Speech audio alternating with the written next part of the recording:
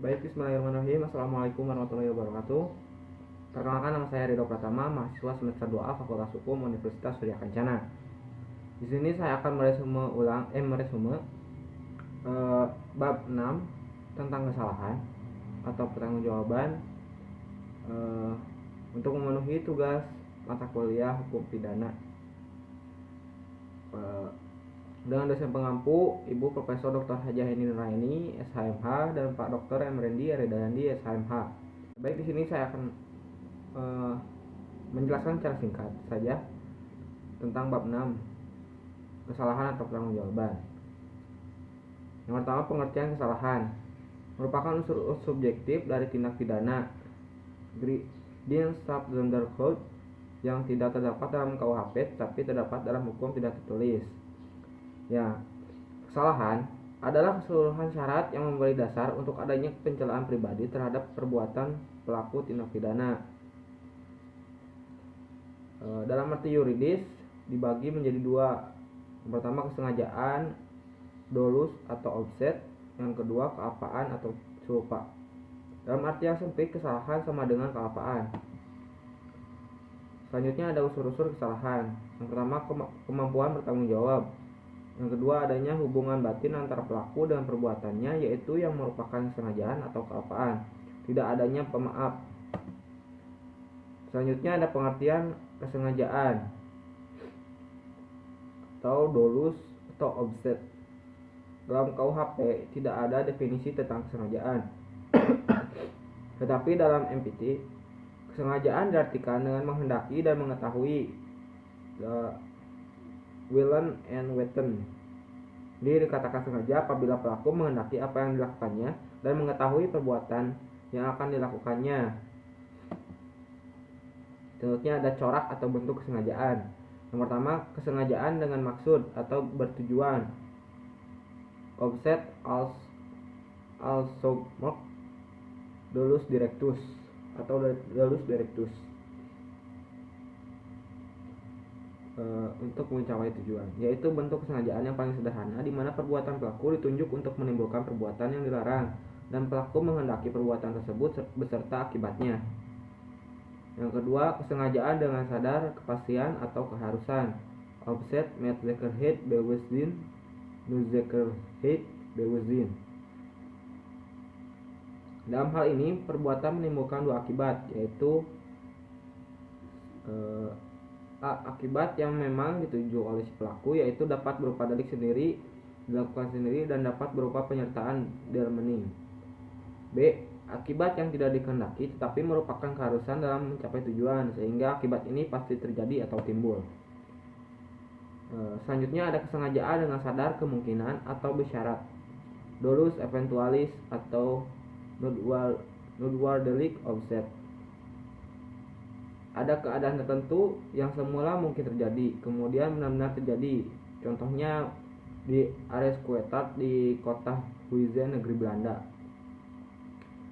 Selanjutnya ada teori apa boleh buat atau incognizement theory atau of the cognizement theory. Dalam teori ini, keadaan batin si pelaku terhadap perbuatannya adalah sebagai berikut. Akibat itu sebenarnya tidak dikehendaki, bahkan pelaku benci atau takut akan kemungkinan timbulnya akibat tersebut.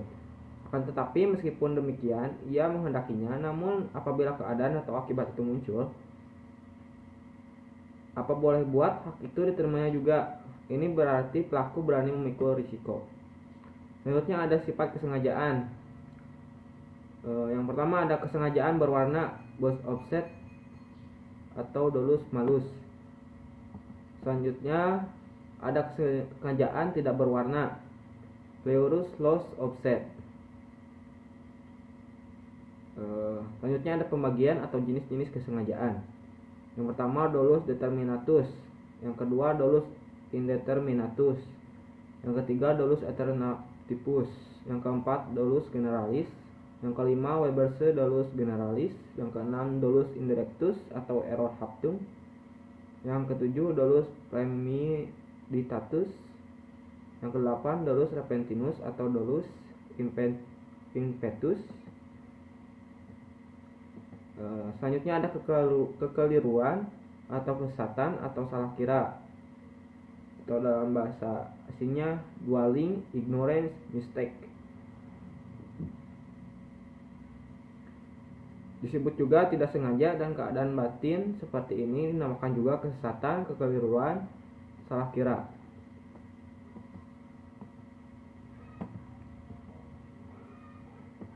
Lalu ada kealpaan atau culpa, merupakan kebalikan dari kesengajaan atau dapat juga disebut kurang hati-hati yang terdiri dari kealpaan disadari, bewusste Schuld, dan kealpaan tidak disadari, unbewusste Schuld. Bentuk-bentuk kealpaan. Yang pertama, culpalata atau merklich Schuld, grob Schuld, yaitu kealpaan berat. Yang kedua, culpalepissima, liche Schuld, yaitu kealpaan ringan. Yang ketiga, bewusste Schuld, yaitu kealpaan disadari. Pelaku dapat membayangkan atau memperkirakan kemungkinan timbulnya akibat dari perbuatannya. Yang keempat, unbewusste Schuld, yaitu pelaku tidak dapat membayangkan akibat yang mungkin timbul dari perbuatan yang dilakukannya. Selanjutnya ada kemampuan bertanggung jawab, yaitu keadaan batin atau jiwa seseorang yang sehat dan normal ketika melakukan tindak pidana. Cara menentukan kemampuan bertanggung jawab. Yang pertama, sistem deskriptif atau menanyakan. Yang kedua, sistem normatif atau menilai. Yang ketiga, sistem deskriptif normatif atau gabungan dari nomor 1 dan 2. Tidak mampu bertanggung jawab untuk sebagian, yaitu suatu keadaan tertentu dari pelaku yang disebabkan keadaan jiwa sehingga untuk sebagian dinyatakan tidak mampu untuk bertanggung jawab. Contohnya ada penyakit kleptomani, piromani, klaustrofobia, infomani. Selanjutnya ada keadaan mabok, intoxication atau drunkenness. Di Indonesia bukanlah kebiasaan secara masyarakat umum. Yang berbeda di Eropa dan Amerika. Jadi untuk perbuatan mabuk harus ada alasan dan latar belakang yang jelas. Dalam hal pelaku melakukan mabuk secara sengaja supaya berani dan tidak malu dalam melakukan kejahatan tindak pidana adalah termasuk kesengajaan dan dapat dipertanggungjawabkan segala konsekuensi dan akibat dari perbuatannya. Jadi bukan alasan pemaaf atau penghapus pidana. Atas dasar itu harus dilihat batas mampu dan tidak mampu bertanggung jawab. Batas mampu dan tidak mampu didasarkan pada dua pendapat. Yang pertama, pelaku tetap dapat dipidana asalkan dapat dibuktikan bahwa pelaku mampu bertanggung jawab, POMP. Yang kedua, pelaku tidak dapat dipidana karena dianggap tidak mampu bertanggung jawab, Noyon Lengmeyer. Dasar pertimbangannya adalah in dubio pro reo, yaitu apabila terjadi keraguan-raguan maka harus diambil putusan yang paling menguntungkan bagi terdakwa.